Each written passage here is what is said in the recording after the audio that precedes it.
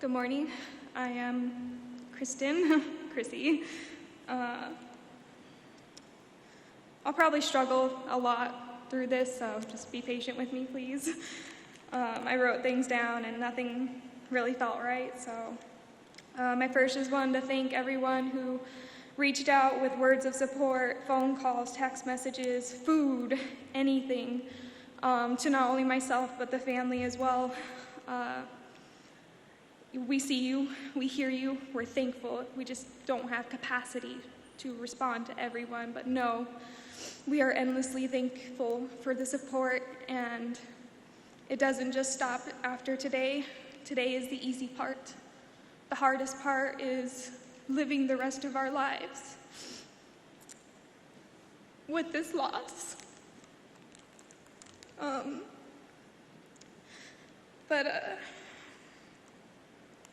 I think you can kind of gather from everyone else's speeches that Ginarro was truly special. He wasn't just special because he wanted to be a cop. He wasn't just special because he had this magnetic personality. He was truly special because when he gave from the bottom of his heart. And he wanted nothing in return for it. Ginarro and I met when we were young, and I kind of always imagined the next time I walked down the aisle with my husband, it would be something more festive, like a 20th anniversary or something fun. And all the married couples, don't get mad at me when I say this, but marriage with Ginarro was easy. I know, young wedded bliss, I know. But it should be easy in some ways. It didn't mean that we didn't fight over stupid things. It didn't mean that we didn't have arguments that were petty and that we got over quickly. It just meant that I got to spend every single day with my best friend, and we got to make so many memories together and make so many plans for the future. That is the fun of being young, but young and married to your best friend. Anything was possible. And if you knew Ginarro, you knew how truly ambitious he was and is. Every month it seemed to change. It was when he got out of the academy, he had like a clear-cut plan of what he wanted to do with his career. And it changed. It changed often. Sometimes he would get to hang out with Fade, and he'd be like, babe, I gotta do Fade. And I'd say, okay. And then maybe he'd hang out with Net that day, and then he'd tell me, babe, I gotta join Net. I was like, okay. Or maybe one day he's like, I got to see the K9 unit. I gotta do K9. And I said, okay. There was never any limitations, and I knew all of it was possible. Every little bit of it was possible.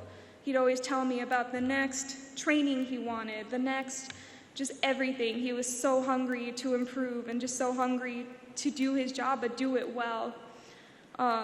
As Officer McKee had said, like, he just had a true passion for what he did. And, you know, the becoming a police officer talk was a talk we had often in our young relationship because I knew the risks. I knew that they weren't always society's favorite people. And I knew what came along with that territory, including today. And when he, joined the Marine Corps and he joined the Army and he became an EMT and he just kept searching and finding that spot where he fit and where he belonged. And then none of them were just quite right. So we revisited becoming a police officer, and I told him, as long as you are happy, as long as you love what you do, I will go on any adventure with you.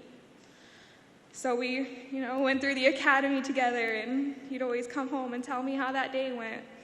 But I think my favorite memories of him, after he became a police officer, and our schedules were different, so he'd be getting off the night shift, and I'd be waiting for him to get home that morning on a day off, and I knew exactly what was going to happen.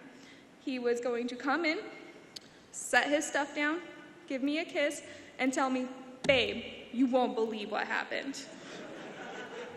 And it became part of our ritual. So every morning that I got to see him when he got home from work, I had my coffee and I waited. Didn't matter if I had anything else to do, didn't matter if he was going to get home late, I waited. I waited for him to come home and tell me the night that he had. Whether it was a slow night, whether it was probably the dumb things him and Orlando were doing, or it didn't matter.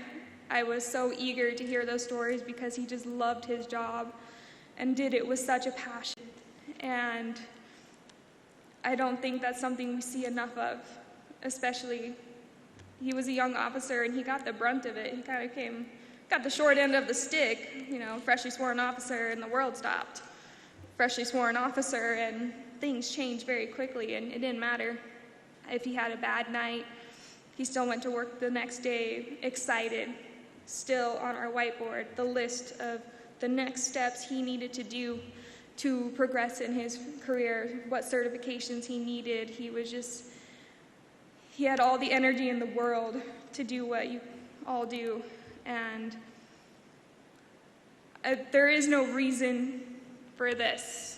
Not everything happens for a reason, but I think there is a lesson, and I hope that this is the lesson that you all will take from this tragedy. It is that life is short. Yes, we know it, but do you feel it? Are there things you're putting off? Are there people you haven't told that you love? That was one of the great things of Ginarro, is he always told you how much he loved you. And if he didn't tell you, you knew it because of his kind heart. So let the lesson be that if you're waiting to do something, don't. If you're waiting to tell someone you love them, don't. If there's a petty argument you can't let go, let it go. It's not worth it.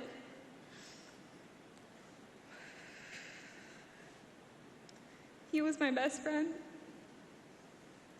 And it feels unfair that we didn't get to do as many things as we wanted to do.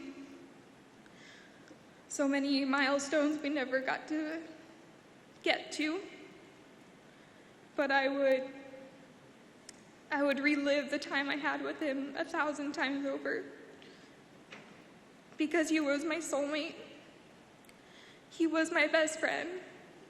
And everyone says how proud he was of me, but honestly, I was more proud of him because he pushed me to be better. He pushed me to be ambitious. And he was always so supportive of whatever it was I wanted to do. And we were ready for whatever adventure we were going to take each other on.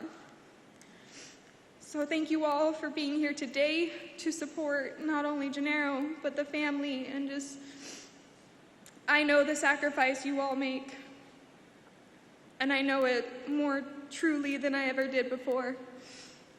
And I'm very grateful for all of you.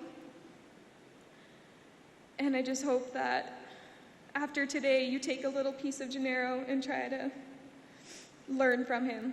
Take his personality, take his humor, but also take his heart of gold and give of yourselves as he gave to us. Thank you.